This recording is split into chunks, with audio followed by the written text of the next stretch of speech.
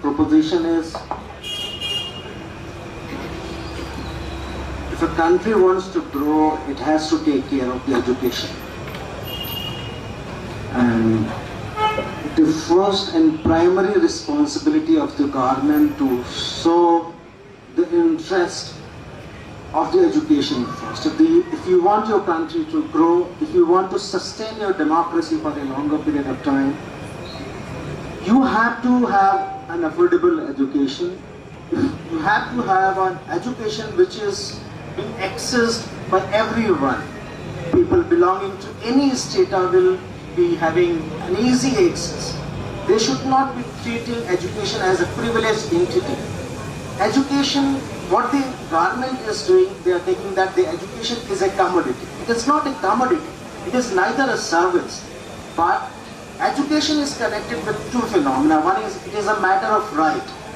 If I am a human being, and being as a human, I should have an inalienable rights to get myself educated. So it cannot be alienated from myself. But the second thing is that I am not able to afford education. So affordability is not natural phenomena. It is somewhere created. Someone has occupied my opportunities. Somebody is privileged enough not to give an access to me and enjoying every right. So the idea is, let education reach to every door. Let education reach to every student. Let education reach to every strata. Be rural, urban, marginalized, SCs, OBCs, anyone. So one should not be thinking of whether I can afford education or not. So the affordability should not occur to his mind. One should occur that, am I interested to educate myself or not? Am I interested, because if I am interested, can I afford it?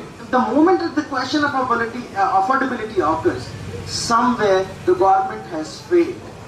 Because the responsibility of the state in a welfare society is to provide basic minimum amenities, and education is the topmost priority.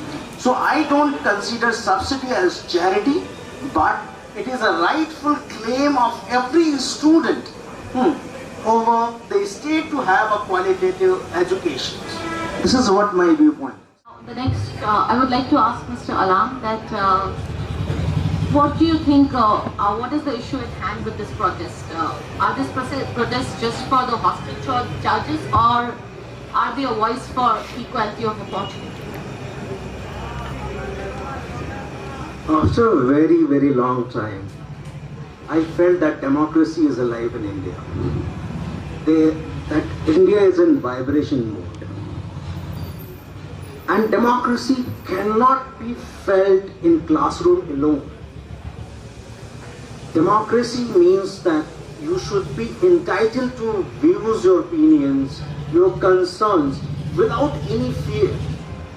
And your opinion shall be fair enough. Democracy opens a platform where you can negotiate, where you can critique, where you can dissent your government. And when certain policies of the government is not in the interest of the people, people should be able to say as a citizen that I have a problem with the policy. We are not a subject. We are not a subject. We should not be buying everything what is supplied to us. We are a citizen who participate in the governance mechanism of the country. And our participation is communication of dissent as well. When the fee hikes were there, of course I consider, because I see there is a fund crunch. I see there is an economic slowdown. The government is lacking resources, but there is a way to communicate with the people. People are not machines. People are not, so they will not understand the problem. If you have a fund crunch and you will want to burden the entire crunch on the shoulders of the student, and those students who somehow belong to a particular class who cannot afford it. So a larger question is not about the is about money involved, a fee hike is involved. The larger question is, am I allowed to communicate the things which I felt about a particular policy and which is harming me a lot? So you did not open the negotiation channel in a rightful manner. and that hurt the sentiments of any rightly guided individuals and citizens. And here is the question of trust deficit. You had the problem of fund crunch, you should have negotiated, you should have indulged into piecemeal reforms. You cannot entirely burden a class you think they are privileged enough to afford it. This is a wrong way to look at the whole phenomenon. However, Mr. Alam, now for the JMU protest, the hike was not a great margin. I mean, from 20 to 200. How fair is it on the student part to protest for a fee hike from 20 to 200? I mean, that is a very reasonable amount. Don't you think that?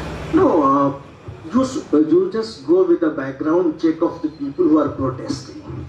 Are they from the people belonging to a very extremely rich class? For them, a minor increase is an increase. If you have any issues, problem is not that what is the extent of increase.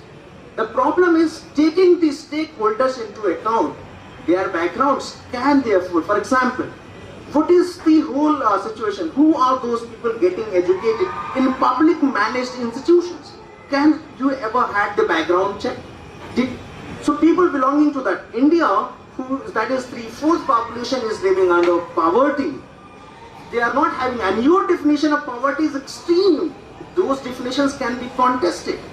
So people living in poverty, you did not cater the needs.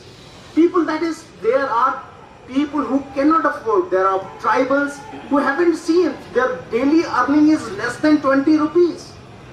They are able to, because public education or the education in the public institution should be in such a way that anybody can dream of getting admitted there if they have the merits. So the idea of discrimination should have been merit. Idea would have been contestation, should have been how to improve the quality of the education, how to improve the curricula, how to make our education more innovative, how to reach out to those who are not able to afford it. But you have reduced the entire discussions on economic criteria.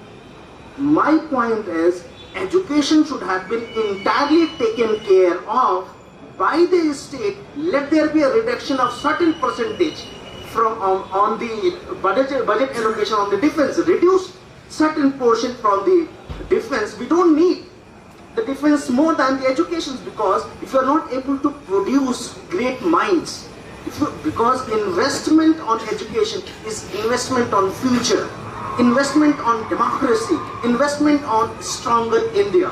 So you cannot make India great and strong by investing too much on defense and cutting at the cost of the education.